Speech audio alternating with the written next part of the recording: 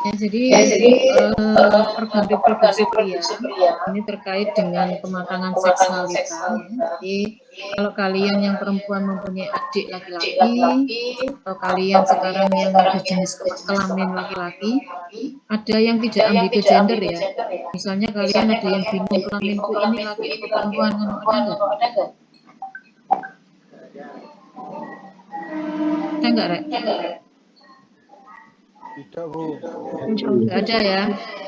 Sekarang kan banyak yang fisiknya kelihatan laki-laki, tetapi ada yang bingung ya. Saya ini laki apa perempuan. Mudah-mudahan kalian tidak ada yang ambigu gender ya. Agak guyon-guyon didik gak apa-apa, soalnya wis awalnya ngantuk semua. Saya bisa serius, saya bisa juga guyon. Yang penting guyonnya tidak melampaui batas. Oke. Jadi ini secara gambar ya, penampang iris bahwa di organ reproduksi pria itu ada bagian internal, ada yang bagian eksternal. Ini kalau bagian internal tidak terlihat ya. Jadi organ reproduksi pria itu unik karena salurannya itu bisa dia berfungsi sebagai organ perkembangan dan juga bisa sebagai organ reproduksi ya, jadi kelaki-lakian. Jadi fungsinya untuk untuk seksuality ya, jadi seperti itu. Jadi double, tapi kalau perempuan tidak. Jadi perempuan itu salurannya sendiri-sendiri. Itu uniknya pada laki-laki ya. Jadi di antara itu dia bisa ada klepnya ya. Pada saat mau berkemih berarti klep untuk seksualitinya akan tertutup ya. Sehingga bisa diatur ya, kapan dia harus berdiri, kapan dia harus tertidur ya. Iya Zainul ya. Bang bisa ya tuh. Buyang itu Zainul ya. Iya. Tak bisa. Lagu-lagu. Oke. Mati monolog. Ya. Jadi kalau kita nanti akan bahas satu persatu ya. Sebetulnya tidak banyak kalau untuk organ reproduksi pria. Jadi kalau penampang dari luar itu ada dua, kalau eksternal itu mudah dikenali ya. Jadi satunya panjang, satunya bulat ya, buah pelir berisi buah pelir ya. Ada telurnya di dalam. Testis. Ya, ini bagian internalnya berhubungan dengan bladder kandung kemih. Ya, jadi memang tadi sudah saya katakan di awal sebagai prolog bahwa fungsinya sebagai saluran untuk berkemih dan juga untuk alat reproduksi pada laki-laki ya. Dimana nanti kalau sebagai alat reproduksi itu dia berhubungan dengan testis ya, testis yang tadi saya katakan buah pelir itu. Dia memproduksi sperma ya, jadi dan juga menghasilkan hormon kelaki-lakian. Jadi kalau testisnya ada masalah, otomatis hormon kelaki-lakiannya juga akan mengalami permasalahan ya. Dia akan nanti bertemu di dalam ini, ada pertemuan di bladder ya, kemudian ada klepnya ya, di mana klep itu mengatur keluarnya apakah saat berkemih ataukah saat sperma itu masuk pada saat kegiatan seksualiti. Nah, kita bahas satu persatu ya. Testis yang saya katakan tadi buah pelir, dia berbentuk oval ya, yang terdiri sepasang, normalnya sepasang. Jadi pada saat bayi itu lahir, buah pelir itu sudah ada. Kalau tidak ada masalah, makanya pada saat pemeriksaan fisik, pada saat dia bayi laki-laki dilahirkan, seorang perawat, seorang bidan, dokter itu wajib mengecek ya testisnya itu sudah turun atau belum, karena itu bagian dari kematangan usia gestasi. Apabila testisnya belum turun, kalau terjadi pada usia gestasi belum viabel, belum aterem, itu normal. Karena dalam waktu 2 minggu sampai dengan maksimal 1 bulan, ya testis itu akan turun. Turun ke dalam kantong skrotum ya, karena dilindungi oleh skrotum. Seperti itu. Tetapi kalau misalnya sampai lebih dari 1 bulan tidak turun, nah ini perlu ada pemeriksaan lebih lanjut.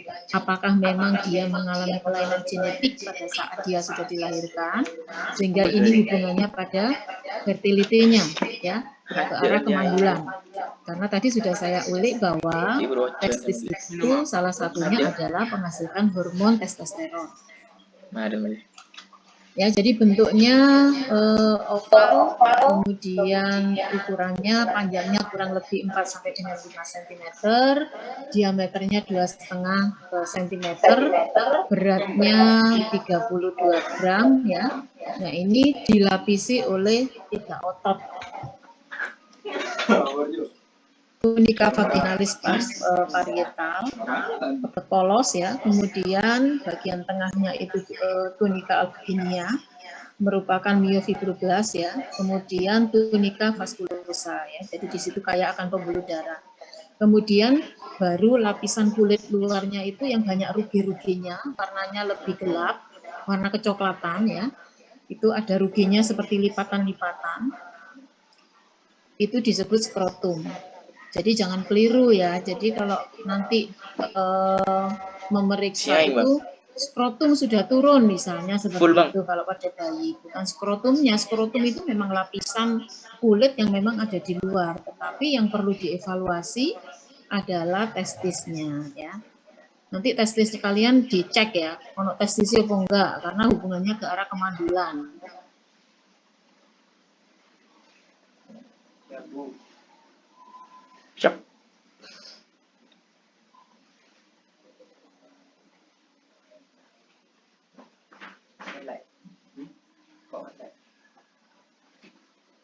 Teorinya cuma 2 kali, bro. Praktikum sekali. Saya jelaskan merupakan tempat embriogenesis, jadi ya tempat produksi dari sel telur ya. 90% tersusun atas tubulus seminiferus. Jadi tubulus seminiferus itu nanti dia tempat mengumpulnya ya, mengumpulnya kematangan dari sel-sel sperma itu tadi. Tempat pembelahan ya. Jadi kalau di spermatogenesis itu terjadi ada 2 pembelahan ya, mitosis dan meiosis. Tetapi yang ke arah seksualitinya itu terjadi pembelahan meiosis. Tapi mitosis itu khusus untuk sel tubuh ya. Jadi kalau meiosis itu pembelahan khusus untuk sel reproduksi. Jadi pembelahannya itu terdiri dari 2 tahap ya. Jadi meiosis pertama, meiosis kedua terkait dengan proses kematangan. Nah, spermatogenesis ini rata-rata berjalan dimulai saat pubertas. Jadi kalau laki-laki untuk ras Indonesia itu pada saat usia 13 tahun. Kira-kira akhir SD atau awal SMP ya. Sehingga ini merupakan tanda kematangan seksual primer. Makanya kalau kalian ada pertanyaan terkait dengan itu, apakah sudah pernah mimpi basah ya? Salah satunya itu karena dengan mimpi basah itu dia akan mengeluarkan semen dan sperma ya. Jadi seperti itu. Kemudian di dalam tubulus seminiferus juga terdapat sel Leydig ya, atau interstitial, di mana untuk mengontrol perkembangan seks sekunder pada pria ya. Jadi itu akan terjadi secara terus-menerus. Bu, saya izin lengkap. Nah, di testis ya, dia penghasil terbesar hormon testosteron, yaitu hormon laki-laki. Ini kadarnya lebih besar. Hormon-hormon yang lain juga ada ya, seperti hormon estrogen, progesteron itu juga ada, cuma kadarnya lebih rendah. Dia kadar lebih banyaknya itu ada pada perempuan.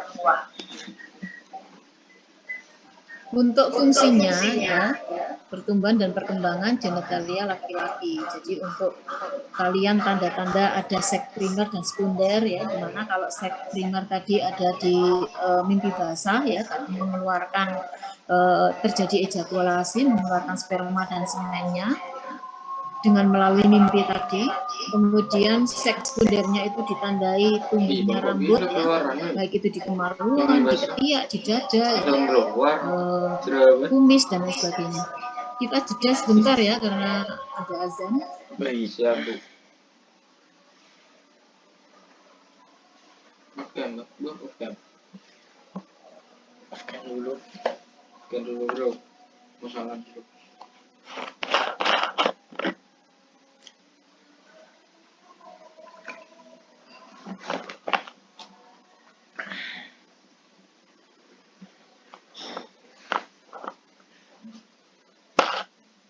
Dulu snack, Bro. Snack, enggak mau.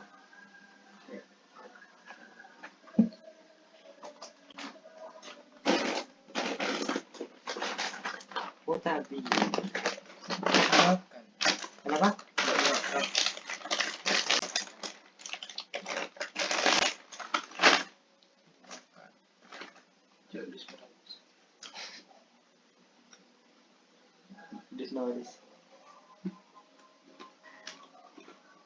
Atau descending this notice.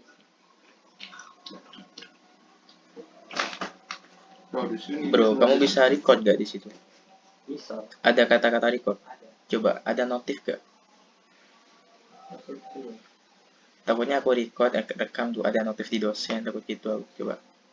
Coba kamu record. Loh, Oh, anu tak?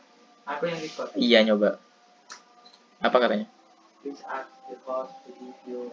Oh, hanya host yang bisa. Udah. Mbak, tunggu. Habis ini kan host mau. Permisi, host. Mbak, Coba aku habis ya. Nah, dia Bang.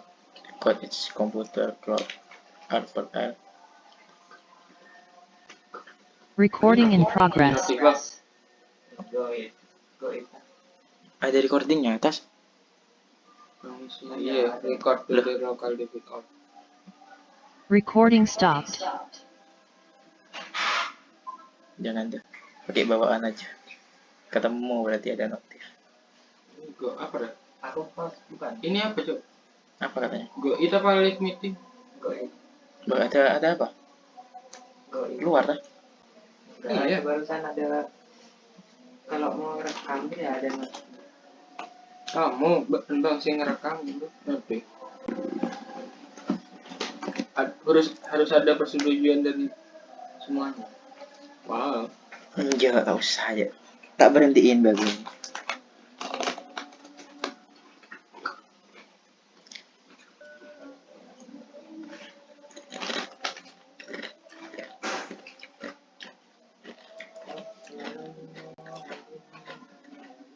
Apaan mak ketemu lo anjir. Ada kunci teh enggak jelas. Mana? Lagi dia. Tangian. Awan kon 12 nanti dum. Iya dah. Iya. Aja tekan kok di bilik yang tengah telok. Oh, wah, bilik ya. Pokok pagi nah, nak ngeprint mah. Beri aja. Kita tunggu bang aja.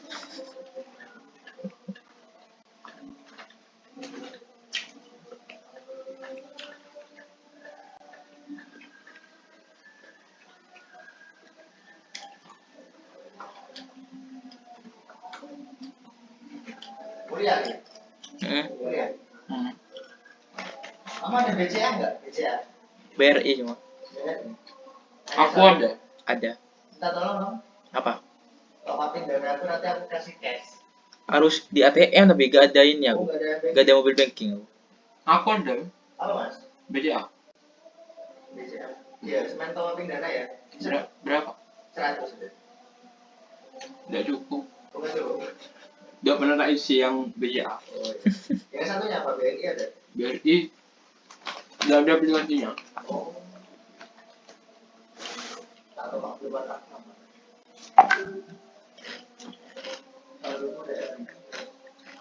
Oke, kita lanjutkan lagi. Jadi selain tadi yang sudah saya sampaikan, hormon testosteron itu terkait dengan kematangan dari organ reproduksi primer dan sekunder ya. Jadi dia juga membantu pembesaran dan penebalan pita suara. Kemudian untuk meningkatkan massa tulang otot, meningkatkan laju metabolik basal ya, meningkatkan jumlah sel darah merah, kemudian ketebalan tekstur kulit lebih gelap. Makanya ada perbedaan, kulit bayi itu lebih lembut ya. Tapi kalau sudah masuk dewasa itu kulitnya lebih melaninnya juga bertambah, kemudian juga teksturnya lebih kasar. Berikutnya adalah untuk meningkatkan aktivitas kelenjar keringat ya, dan juga petugas sebesial. Oleh karena itu ada remaja-remaja tertentu ya pada saat masa pubertas itu muncul jerawat-jerawat. Ada yang kalau kelenjarnya itu besar ya, dia akan banyak muncul jerawat dan juga keringatnya bertambah. Makanya ada aroma yang dikeluarkan itu yang aromanya lebih menyengat ya.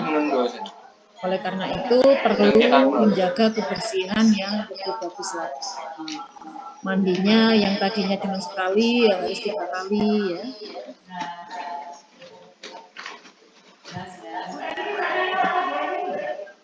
Terus sembarang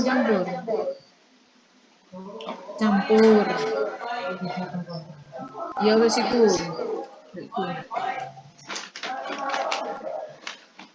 Kemudian FSH ya.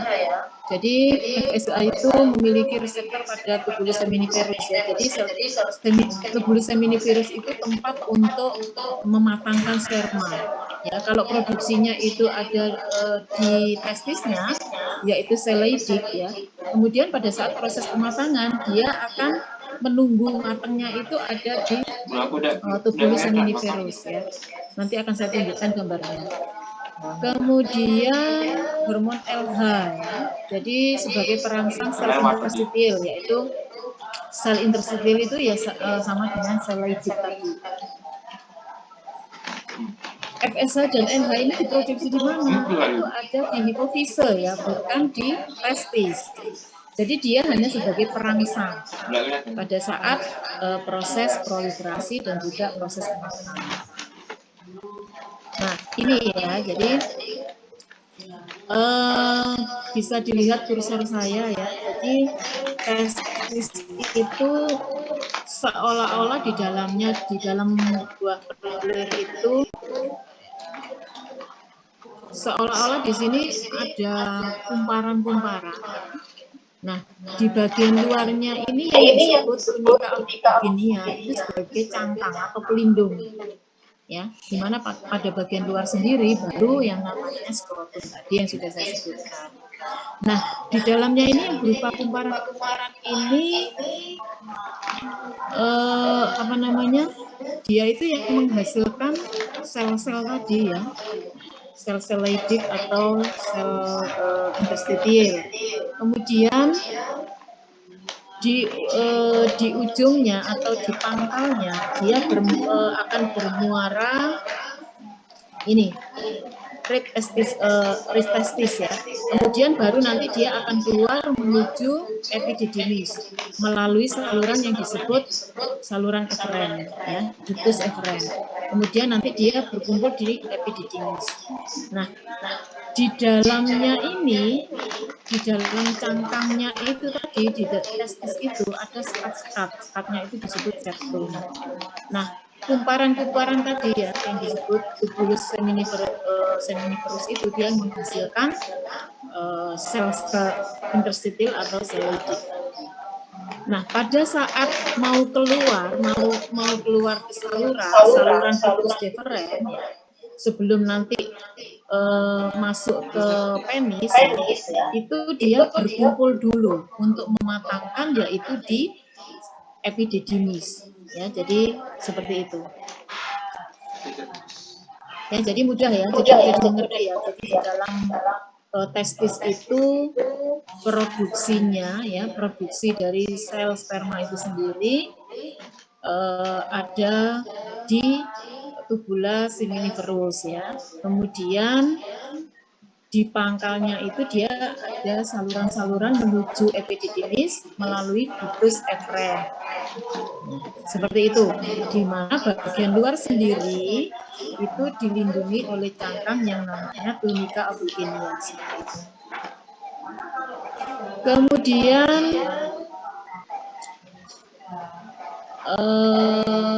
ini tadi sudah saya sebutkan ya bahwa nanti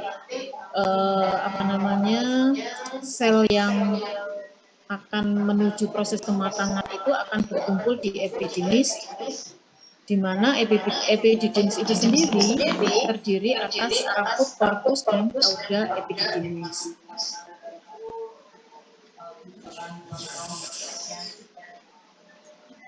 Ini tidak usah saya inikan ya, tidak usah saya jelaskan bahwa tunika albuginia itu merupakan pembungkus testis itu aja.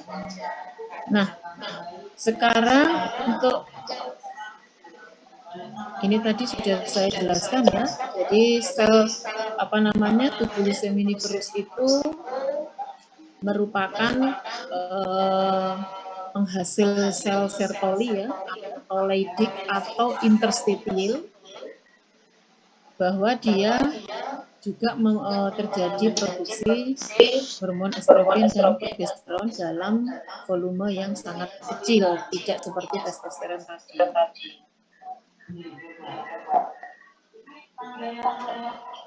Selain hormon testosteron ya, juga menghasilkan hormon androgen, di mana androgen ini juga merupakan hormon kelaki-lakian, dia yang merangsang pembentukan rambut-rambut ya, dan juga pematangan dari tulang. Kemudian ada dehidrotestosteron untuk memproduksi sperma. Jadi penghasil yang menyokong sperma itu sendiri selain testosteron ada dehidrotestosteron. Udah SS Bu. Sudah.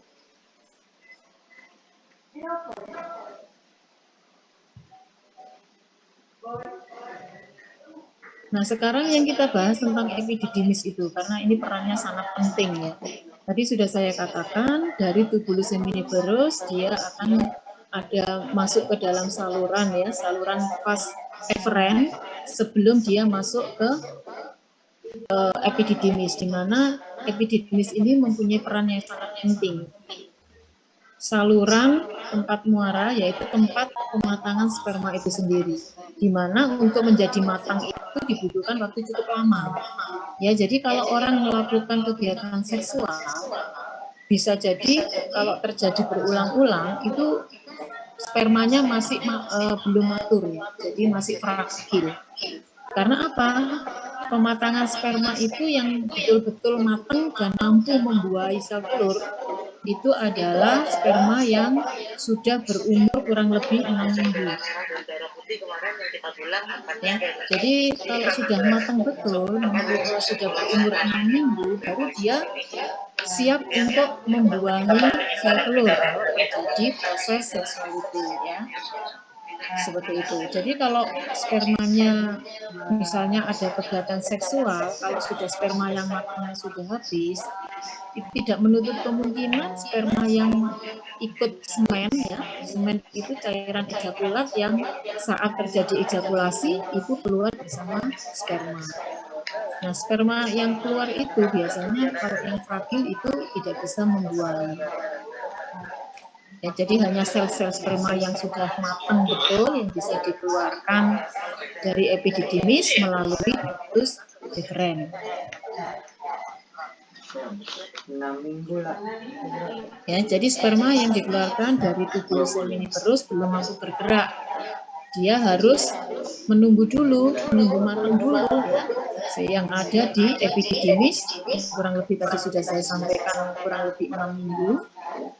Ya, ada sumber lain yang menyatakan 18 sampai dengan 10 hari. Nah, ini lebih singkat lagi. Mungkin tergantung dari kualitas asupan nutrisinya, karena pada saat proses pematangan itu juga dibutuhkan nutrien-nutrien yang bagus ya, kemudian hormon yang dihasilkan juga harus bagus. Ini dari rujukan yang lain ada mengatakan bahwa pematangan sperma itu 18 jam sampai dengan 10 hari. Jadi ini dari sumber yang lain yang sudah saya sebutkan tadi. Nah, sperma itu sendiri ya Kalau sebelum dia matang, dalam proses kematangannya itu dia mengalami spermiogenesis ya. Jadi di situ jadi mulai dari calon sperma sebelum matur itu ada tahapan-tahapannya yang melalui pembelahan-pembelahan tadi yang sudah saya katakan. Ya, jadi ini alur pengeluaran sperma dari tubular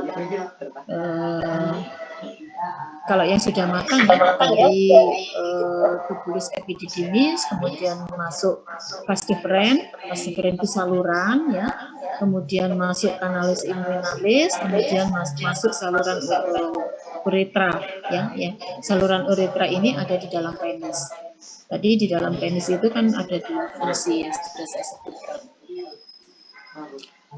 Nah, vas deferens tadi saluran untuk keluarnya sperma itu panjangnya lumayan panjang. Jadi kurang lebih 18 inci, di mana dindingnya cukup licin dan mengandung semen supaya apa? Pergerakan dari sperma itu terjaga ya. Dan juga untuk mengatur suhu juga. Jadi semen itu selain untuk membantu pergerakan sperma juga sebagai barometer suhu. Kemudian vas deferens ini sendiri bergabung dengan saluran keluar dari vesikula seminalis yang membentuk ductus ejakulasi, kemudian baru menuju uretra. Sehingga kesimpulannya ya, fungsi utama dari vas deferens ini adalah mengangkut sperma dari epididymis menuju ke uretra itu tadi. Nah, uretra itu sendiri ya, selain untuk merupakan saluran pembuangan urin dan juga air mani yang bercampur semen itu tadi, panjangnya kurang lebih untuk ras Indonesia 21 meter untuk orang dewasa. Pada saat ereksi. Pada saat tidak ereksi, ada yang 10 cm ya. Jadi kalau untuk ras Eropa itu bisa lebih panjang lagi, bisa 25 cm. Kemudian bagian-bagian dari uretra itu terbagi menjadi 4 bagian ya. Jadi ada di bagian di prostat ya, itu yang disebut pars prostatica ya. Kemudian bagian tengahnya pars membranosa. Di bagian lateral terdapat bulbul uretralis dan itu yang ada klepnya. Kemudian ada pars spongosa. Jadi dia sebagai bantalan spong ya untuk melindungi uretra itu sendiri dan juga untuk melindungi penis ya. Jadi di situ ada corpus spongiosum penis.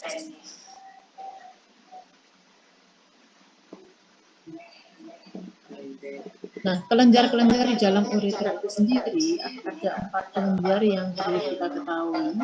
Ada kelenjar vesikula seminalis, ada kelenjar prostat. Nah, ini biasanya mungkin kalian sering mendengar ya, orang-orang yang usianya di atas 50 tahun seringkali mengalami kelemahan atau penurunan fungsi dari kelenjar prostat ya, sehingga perlu diberikan pengobatan. Kemudian ada kelenjar Cooper atau bulbo uretralis dan kelenjar liver ya, litre. Menghasilkan dari semua kelenjar ini dia berfungsi untuk menyokong sperma itu sendiri ya, menghasilkan semen. Di mana semen itu membantu itu tadi sudah saya sebutkan perjalanan sperma menuju dari epididymis menuju ke ductus deferens yang masuk ke uretra, sehingga dia terjaga mobilitasnya dan juga suhunya ya. Kemudian di dalam testis ya dan juga di dalam di dalam epididymis itu akan terjadi proses spermatogenesis ya, proses kematangan itu sendiri. Pertama spermatogonia, di mana spermatogonia ini proses pembelahannya, proses pematangannya. Jadi yang dari yang muda menjadi kematangan dan terjadi proses pembelahan meiosis 1 dan meiosis 2. Nah, ini lumayan lama ya, jadi berlangsung kurang lebih 64 hari. Jadi seperti ini. Jadi sperma yang induk ya, jadi itu mengandung sel diploid spermatogonium, kemudian dia akan mengalami pembelahan secara meiosis, di mana pembelahan meiosisnya ini terjadi 2 kali. Ya, jadi pembelahan meiosis pertama dia akan membelah menjadi 4 sel ya, di mana masing-masing sel itu akan menyebabkan replikasi dari DNA dan juga akan membelah menjadi sel haploid ya. Jadi selnya itu cuma 1. Sehingga nanti setelah matur itu terjadi penggabungan pada proses meiosis kedua yang haploid itu menjadi diploid ya, sehingga menjadi spermatid, di mana setelah menjadi spermatid itu dia akan menjadi matur. Kalau sudah matur, bentuknya itu ada kepala, ada leher, ada ekor ya, sehingga yang matur ini yang bisa membuahi pada saat kegiatan seksual itu. Nah, seperti ini ya yang tadi sudah saya sebutkan. Jadi pada tahap pertama, pada spermatogenesis, kromosom induk itu terdiri dari diploid ya, 2 sel, kemudian memecah menjadi 4 sel, di mana masing-masing sel itu dia akan menghasilkan anak sel ya, di mana selnya menjadi haploid, separuh dari sel induknya, dan terjadi proses replikasi DNA. Jadi nanti dia akan membawa sifat dari orang tua anaknya. Kalau dia nggak ketemu, berarti dia membawa DNA itu kan membawa kromosom.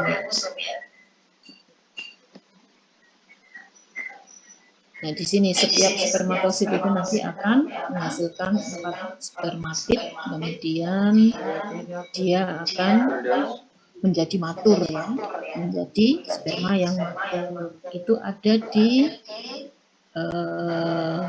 sebelum matur dia ada di tubulus seminiferus. Kemudian untuk proses maturitasnya dia ada di epididymis. Nah, ini sperma yang matur gambarannya seperti ini ya. Jadi ada kepalanya ya, di mana kepala ini dilindungi oleh akrosom. Nah, akrosom ini kaya akan enzim-enzim. Kemudian ada nukleus ya.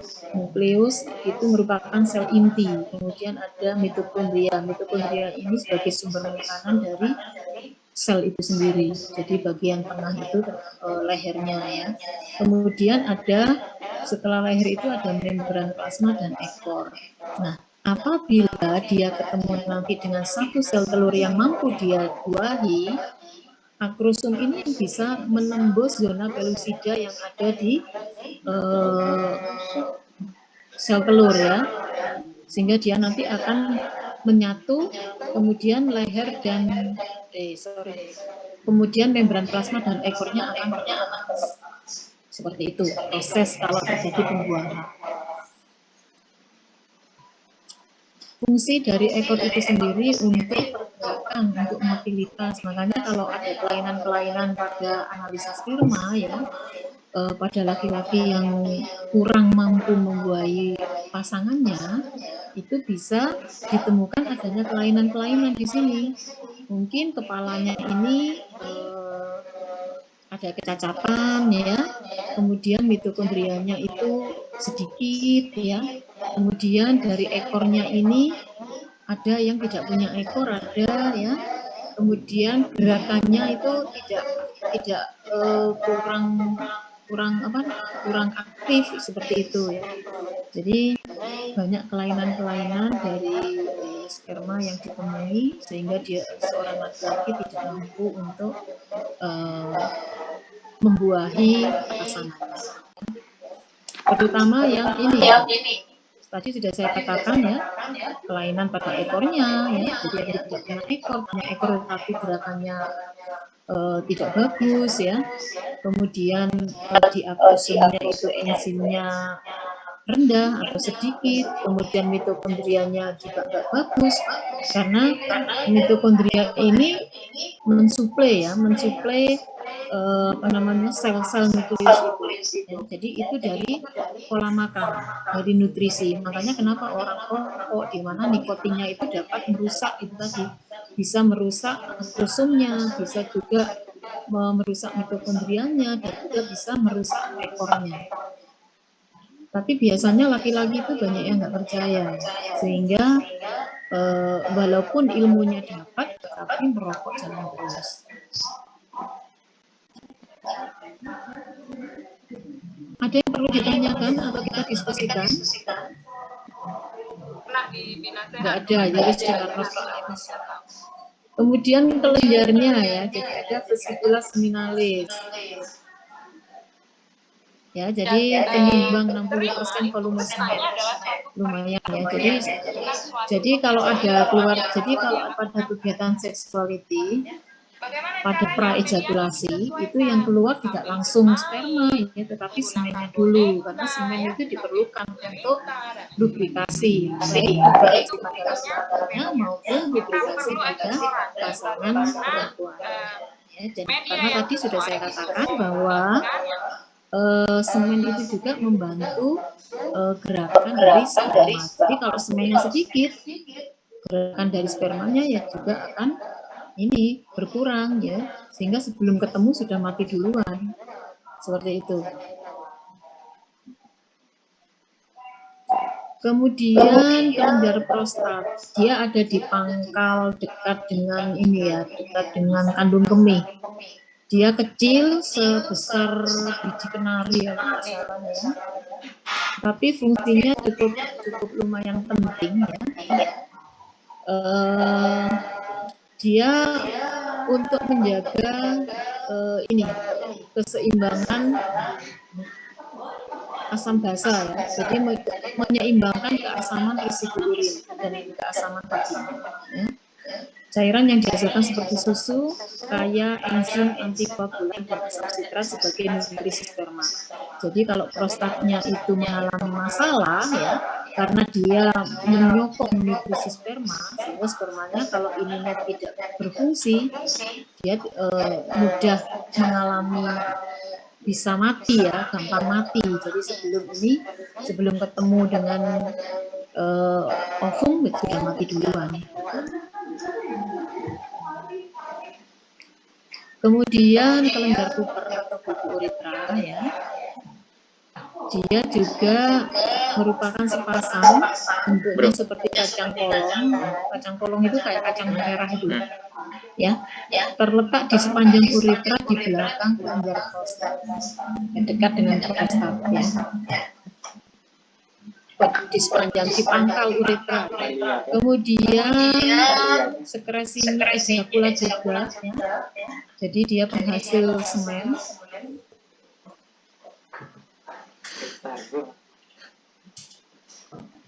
Jadi tadi yang berfungsi menghasilkan semen itu siapa saja?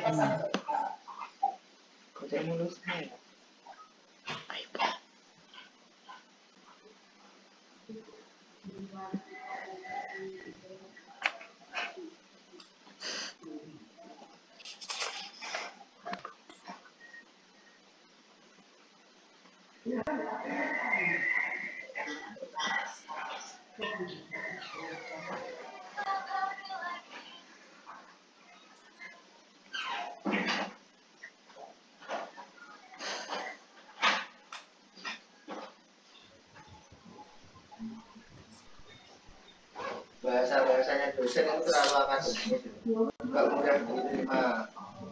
Saya yang universal gitu harusnya. Ketika ereksi gitu, ketika cerap gitu bawaan ngantuk. Ini Pak. Bawaan ngantuk deh. Iya. Tapi kok harus ini ya pakai hitam putih ya? Seragam belum ada. Ya, jadi yang menyokong sekresi dari semen itu apa saja? Kelenjar prostat, ya, tubuh uretra, kemudian apa? Vas deferens, Bu. Vas deferens, vas efferent, ya, banyak sekali.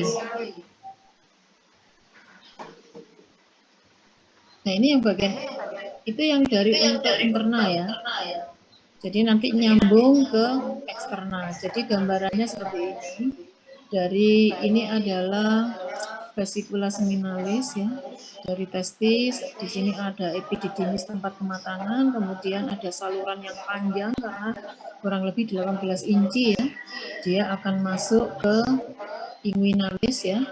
Kemudian di situ ada vesika seminalis, kemudian bertemu dengan ada kelenjar prostat yang menyokong sekresi dari semen, dan juga ada kelenjar Cooper tadi, kemudian baru masuk ke uretra.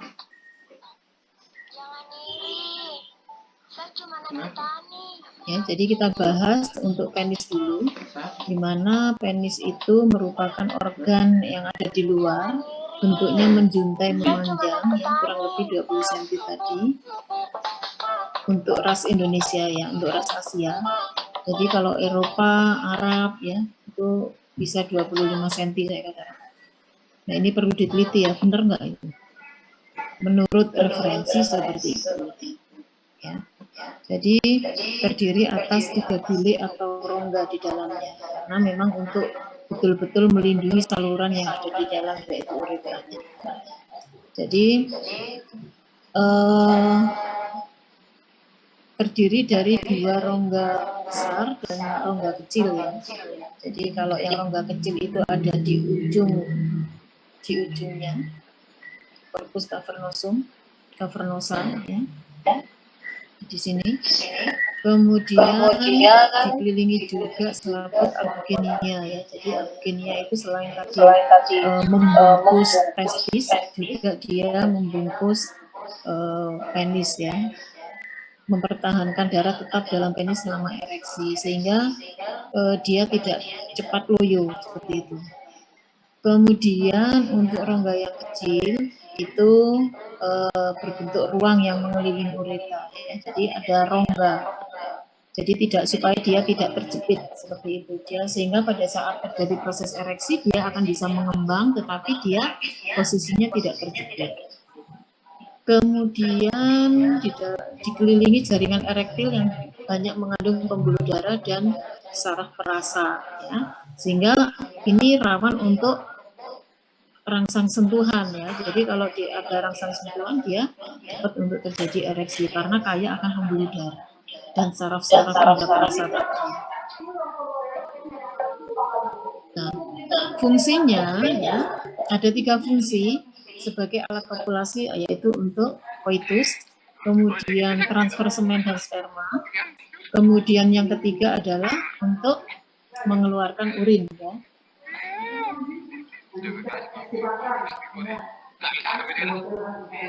Kemudian bagian kepalanya itu biasa disebut di sini ya. Di sini itu ada seperti kepala ya, seperti kepala ikan lele ya.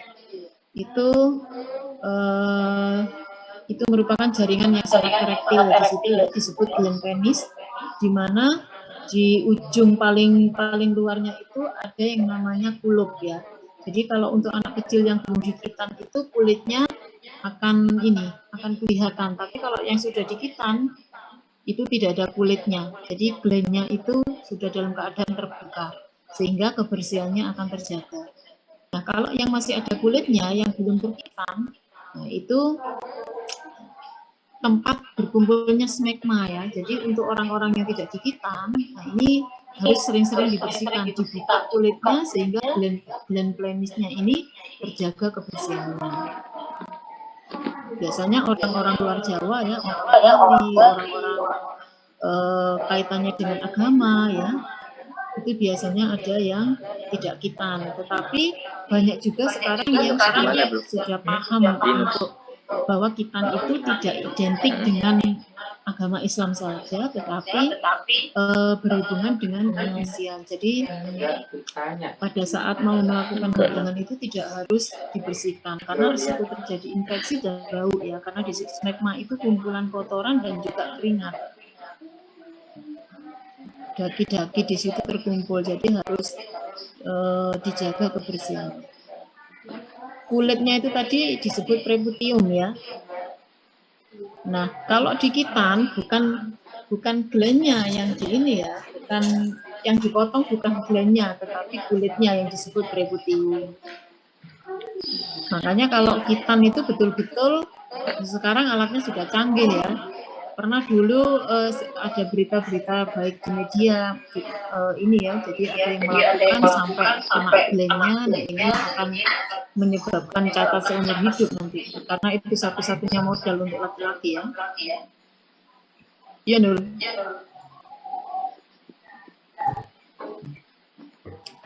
Nah untuk gland penis itu ya berupa batang, panjangnya kalau ini ya 12 cm itu termasuk normal. Tadi rata-rata 20 cm saya katakan. Pada ujung terhadap mulut atau ini prepusium yang bisa dibuka dan ditarik, fungsinya untuk melindungi gland penis ya. Mengsekresi smegma ya. Jadi sebelumnya smegma itu selain tempat berkumpulnya kotoran, dia juga menghasilkan pelumas. Cuman baunya yang memang harus sering-sering dibersihkan. Kemudian skrotum ya. Tadi sudah saya jelaskan di awal bahwa skrotum ini merupakan pembungkus testis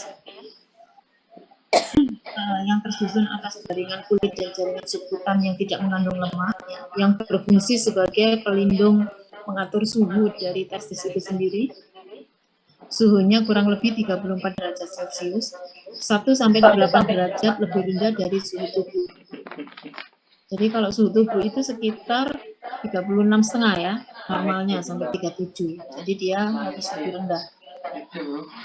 Dia tidak tahan panas. Oleh karena itu kalau laki-laki suhu di testisnya terlalu panas, itu bisa sebagai faktor risiko predisposisi untuk kemandulan ya. Misalnya sering pakai pakaian yang ketat ya, pakai jeans terus, kemudian dekat dengan mesin ya, terlalu panas suhunya di daerah testisnya ya, kemudian paparan radiasi itu yang akan bisa merusak produksi dari testis itu sendiri. Saya rasa itu untuk organ reproduksi laki-laki ya.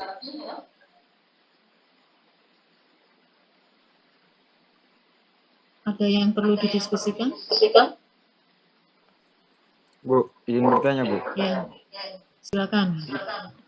Itu pada saat berhubungan seksual ada air mani yang keluarnya cepat. Itu kenapa Bu? Apa Pak? Diulangi lagi. Saat berhubungan seksual terus air maninya cepat keluar itu Bu. Oh, ejakulasi dini. Ya, ejakulasi dini. Sering coli gitu kan. Ejakulasi dini itu macam-macam penyebabnya ya. Apakah dia memang tidak kalau untuk awal-awal orang yang melakukan hubungan, dia masih belum bisa kontrol ya, terkait dengan kontrol klepnya tadi ya. Kemudian usia juga mempengaruhi ya. Semakin usia bertambah, terjadinya ejakulasi dini itu juga bisa terjadi. Kemudian kelemahan dari ototnya juga bisa ya. Jadi harus dilakukan tes apa itu. Faktor stres juga bisa ya. Jadi faktor stres yang psikologi yang terlalu berat itu juga bisa menyebabkan terjadinya ejakulasi dini. Seperti itu. Jadi kalau yang biasa-biasa aja ya ejakulasi dini kalau untuk awal-awal orang yang menikah itu biasa terjadi ya, karena dia masih belum bisa controlling. Seperti itu. Kamu sudah menikah kan? Belum Bu, nanya aja. Oh belum, nggak usah dicoba sih ya. Iya Bu, nanti. Ya, remaja sekarang itu senangnya kan coba-coba. Gak usah coba-coba, nanti pintar sendiri deh. Ya, oke. Di belakang Zainul siapa? Silakan.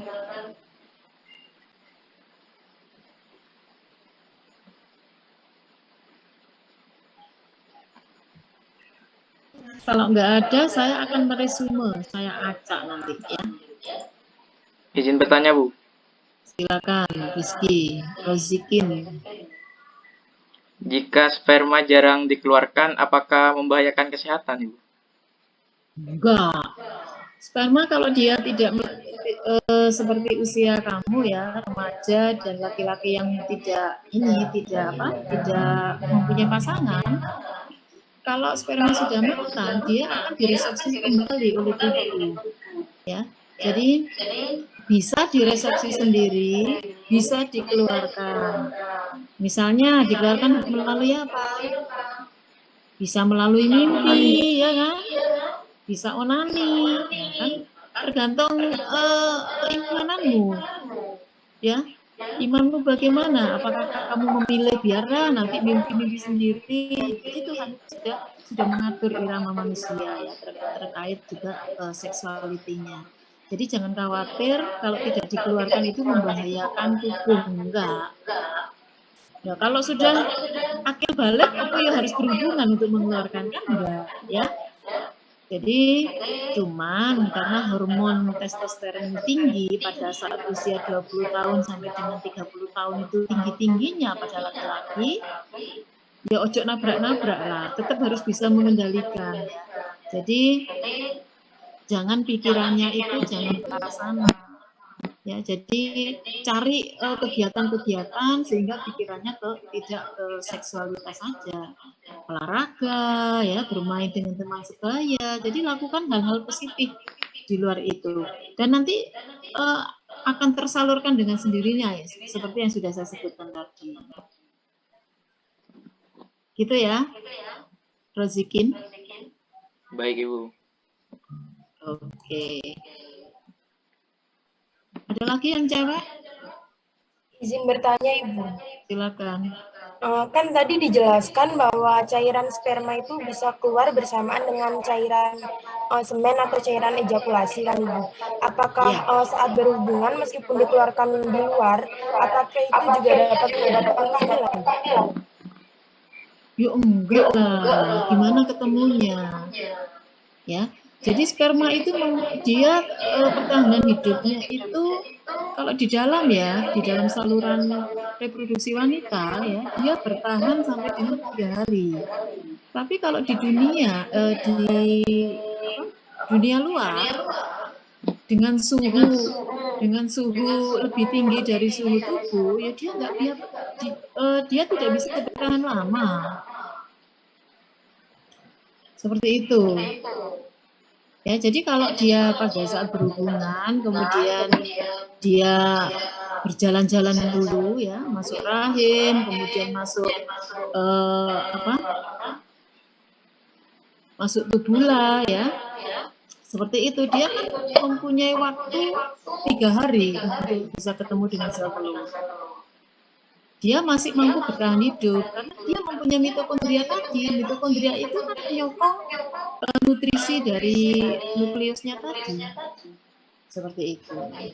Dan juga suhu yang ada di dalam organ reproduksi wanita tersebut. Nah, kalau dikeluarkan di luar ya nggak mungkin dia bisa bertahan hidup. Bukan berarti menghalalkan untuk melakukan seks di luar nikah loh ya. Artinya seperti itu. Pengetahuan itu kita pahami supaya kita ini bisa digunakan untuk kegiatan ber-KB ya. Bisa menggunakan coitus interruptus, bisa menggunakan kalender seperti itu. Jadi dengan kita menambah wawasan itu arahnya ke arah sana.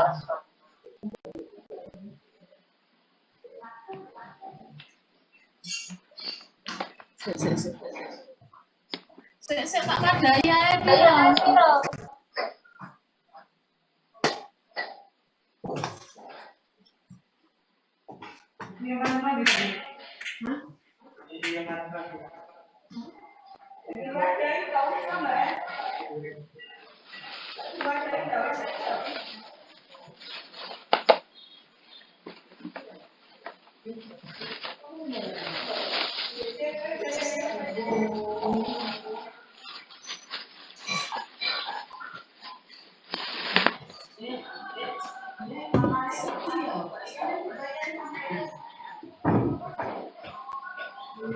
Ya, seperti itu.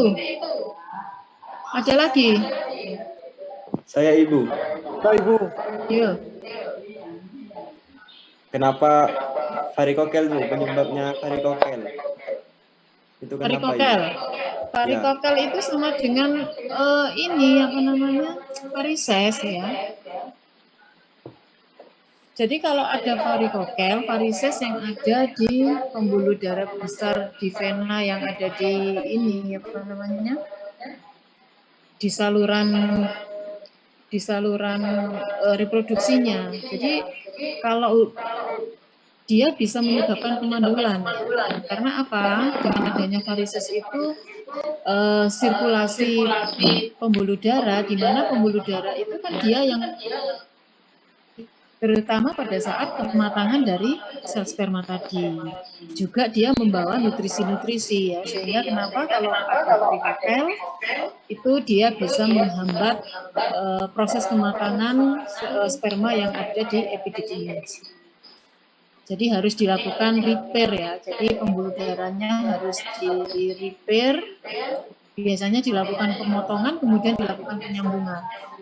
Supaya nanti sirkulasi, karena sistem sirkulasi itu kan dia membawa darah, di mana darah itu kaya akan nutrien dan juga oksigen itu tadi. Begitu penjelasannya.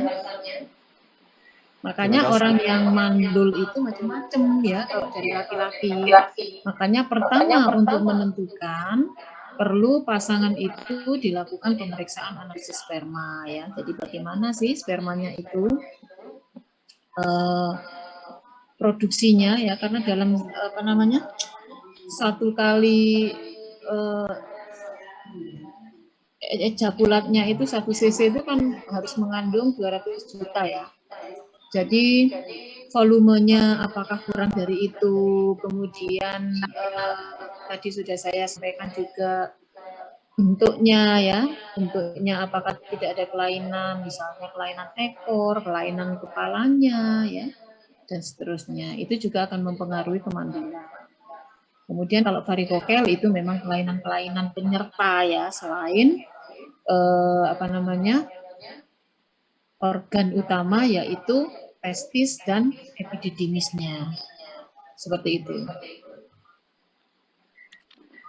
Dan kalau perempuan ya banyak juga, makanya kalau tidak bisa saling menuduh, ya jadi untuk kasus-kasus fertility ya pasangan itu harus dicek laki dan perempuannya. Jadi yang mana yang ada masalah, perempuannya atau laki-lakinya semua harus dievaluasi. Seperti itu. Ada lagi yang mau ditanyakan? Ya silakan. Tadi kan ada apa saja yang mempengaruhi kualitas sperma Bu, dan bagaimana cara tes untuk mengetahui kualitas sperma Bu? Terima kasih. Oh caranya. Oke, apa yang mempengaruhi kualitas sperma? Kembali lagi, yang pertama organnya ya. Organnya tidak ada masalah. Mulai dari organ produksinya itu sendiri, yaitu apa namanya testisnya normal ya, kemudian hormonnya ya. Karena untuk kematangan itu tadi kan juga disuplai oleh hipofise juga ya. Hipofise untuk kematangan dari testis itu pada saat proses spermatogenesis itu kan juga dia membutuhkan FSH dan LH-nya. Sama dengan perempuan. Kemudian hormon testosteronnya, ya. Kemudian hormon androgennya. Kemudian saluran-salurannya, ya, mulai dari saluran vas afferentnya, kemudian kondisi di epididymisnya, kemudian saluran efferentnya, kemudian uretranya, ya. Jadi banyak sekali faktor yang bisa menyebabkan. Kemudian itu faktor yang internal. Faktor eksternalnya bisa dari habit, ya, nutrisi-nutrisi. Misalnya perokok berat, alkohol itu bisa mempengaruhi kualitas dari sperma itu sendiri. Kamu bisa browsing untuk kandungan dari rokok, ya. Kalau kamu misalnya merokok dalam satu hari satu pak yang berisi minimal 12 batang, itu bisa memberikan kontribusi racun di dalam darah itu berapa? Karena darah itu kan suplai terbesar dia untuk menyuplai makanan yang ada di dalam testisnya. Sehingga memang sangat dipengaruhi oleh makanan yang dimakan itu bagaimana. Makanya biasakan hidup sehat supaya nanti kita bisa bereproduksi secara sehat, ya. Penyakit-penyakit yang lain, misalnya penyakit penyakit kelamin, ya, sifilis, itu juga sangat mempengaruhi kualitasnya. Kualitas sperma itu sendiri bisa menyebabkan kecacatan, ya. Kecacatan sperma juga bisa selain menularkan kepada pasangan seperti itu. Kemudian HIV, ya, banyak sekali yang bisa menyebabkan kerusakan-kerusakan dari ini. Kemudian upaya-upaya apa yang membiasakan diri untuk hidup sehat sekarang ini? Makanannya, ya, makanan-makanan yang dengan seimbang, kecukupan proteinnya bagus, tidak asal makan, tetapi makanan itu dipilih yang sehat. Membiasakan diri untuk itu, merubah kebiasaan itu kalau sebelumnya sudah buruk memang susah.